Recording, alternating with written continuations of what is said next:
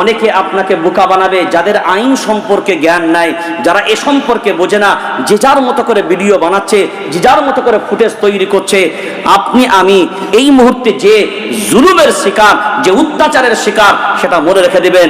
ওই কথাটাই আল্লাহ বলছেন যে ওই অত্যাচারিত মানুষগুলো যখন সাহায্য চাচ্ছে আল্লাহর কাছে, ওই জন্যই তো আমি আল্লাহ বলেছি তোমাদের কি হলো।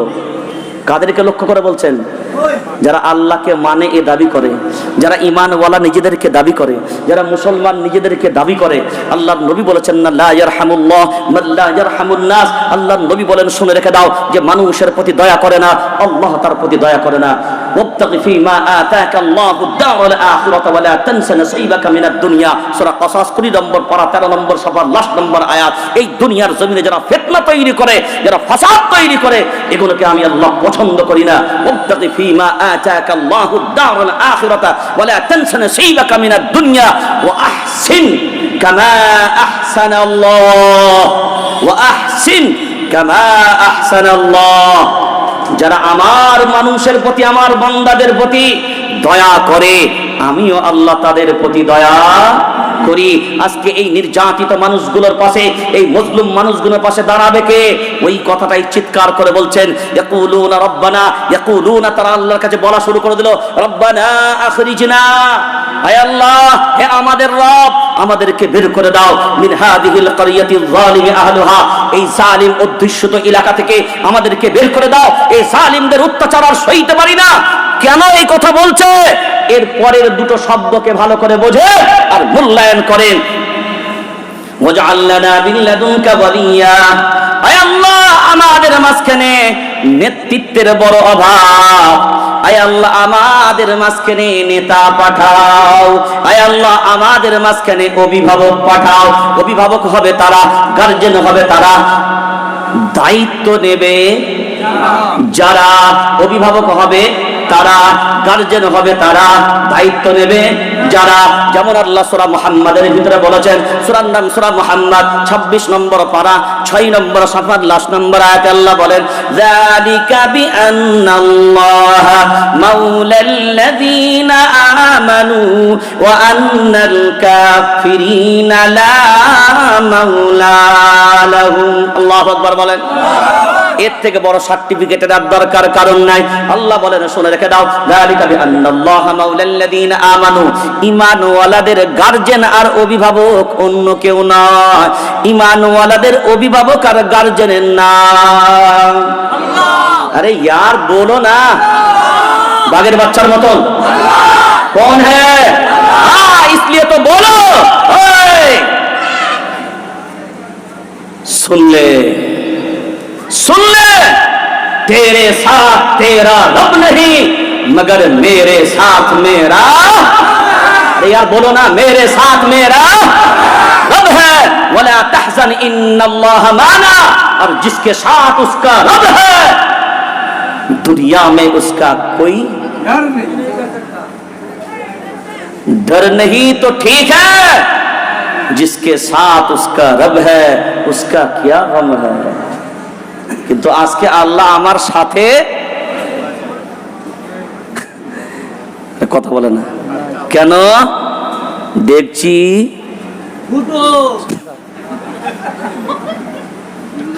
দেখছি কি দেখছি ফুটো, সব নাম্বার 1 দিয়ে ও রান্না, কথা বলে না, সব নাম্বার 1 দিয়ে রান্না হবে না, কারণ সবটাই হলো, সবটাই হলো ভেজাল, সব হলো অরিজিনাল, কিন্তু যে পাত্রটা নেবে সেটা হলো ভেজাল।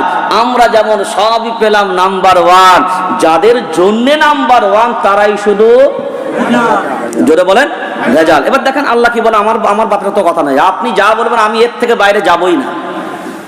এবার দেখেন সূরার নাম সূরা মুহাম্মদ 26 নম্বর পারা 6 নম্বর সাফা।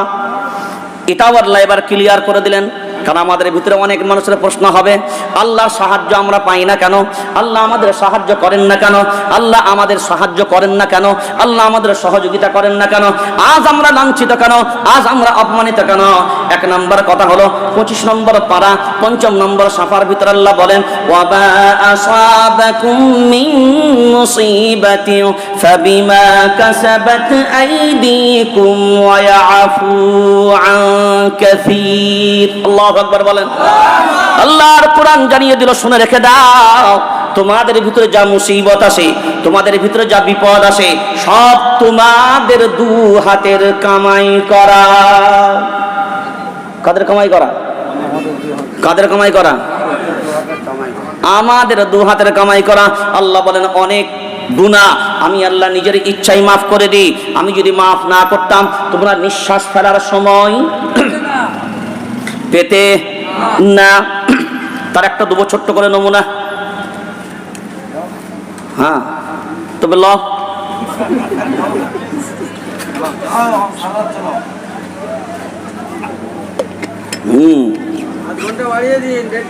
একটু জিকির করুন, একটু জিকির দিল মুদ্দা হে জিকির বক।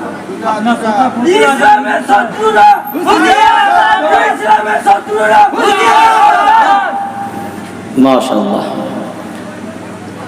মুহাব্বত সদা একবার জিকির করেন লা ইলাহা ইল্লাল্লাহ লা ইলাহা ইল্লাল্লাহ লা ইলাহা ইল্লাল্লাহ মুহাম্মাদুর রাসূলুল্লাহ লা ইলাহা ইল্লাল্লাহ লা ইলাহা ইল্লাল্লাহ লা ইলাহা ইল্লাল্লাহ মুহাম্মাদুর রাসূলুল্লাহ। কোই রে খালিদ কোই রে উমর, কোই রে খালিদ কোই রে উমর, এসেছে নতুন বদর, কোই রে সেই দিগ বিজয়ী নবীন মুজাহিদ। এখনো কি গাইতে হবে ঘুম ভাঙানো গীত, এখনো কি গাইতে হবে ঘুম ভাঙানো গীত। কই রে খালিদ কই রে উমর, কই রে খালিদ কই রে উমর, এসেছে নতুন বদর, কই রে সেই দিগ বিজয়ী নবীন মুজাহিদ। এখনো কি গাইতে হবে ঘুম ভাঙানো গীত, এখনো কি গাইতে হবে ঘুম ভাঙানো গীত। মসজিদের ওই কোণে বসে তসবিহ নাই রে তোর হাতে আজ মানাই শুধু ঝকমকে তলোয়ার।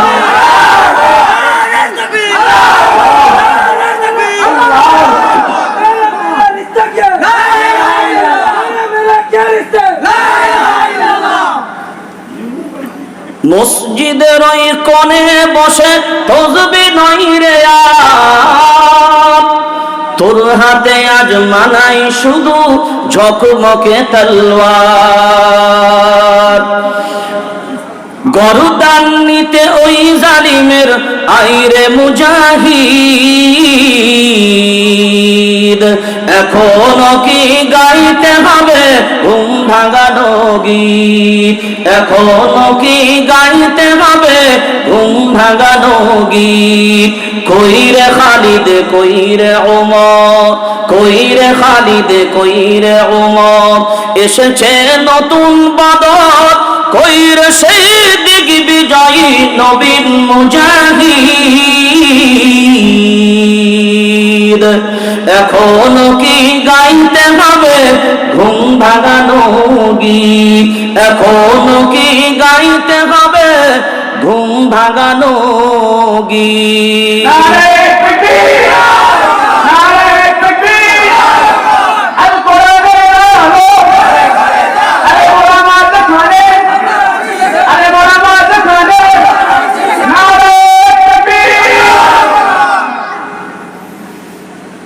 ঘুম ভেঙেছে না ভাঙাতে হবে? ঘুম পুরো ভেঙে গিয়েছে।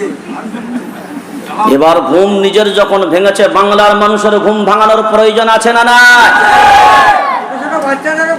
যদি বাংলার মানুষের ঘুম ভাঙানোর প্রয়োজন মনে করেন, আগামী 7ই এপ্রিল নির্বাচন কমিশনকে ঘেরাওয়ের ডাক দিয়েছি, যাবেন না কারা কারা হাত তোলেন?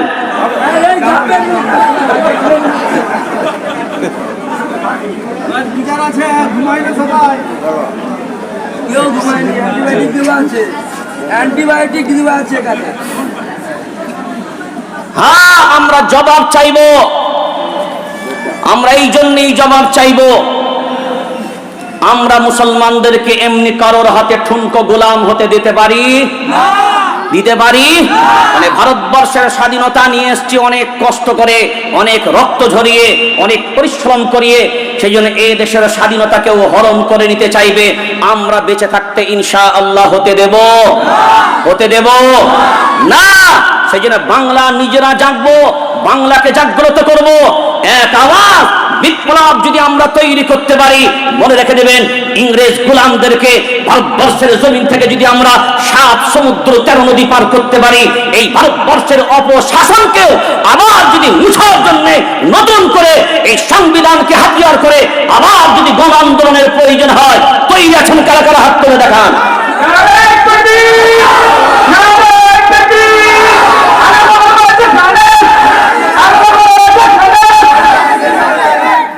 মনে রেখে দেবেন একটা কথা, जो डर गया नहीं वो गया, वो गया, मर गया तो शेष, वो गया। हाँ, जो डर गया वो गया। মনে রেখে দেবেন, একটা পদ্ধতি আমাদের সামনে, সেটাই হলো সব থেকে বড় পদ্ধতি, সেটা হলো আমাদের একতা। আমাদের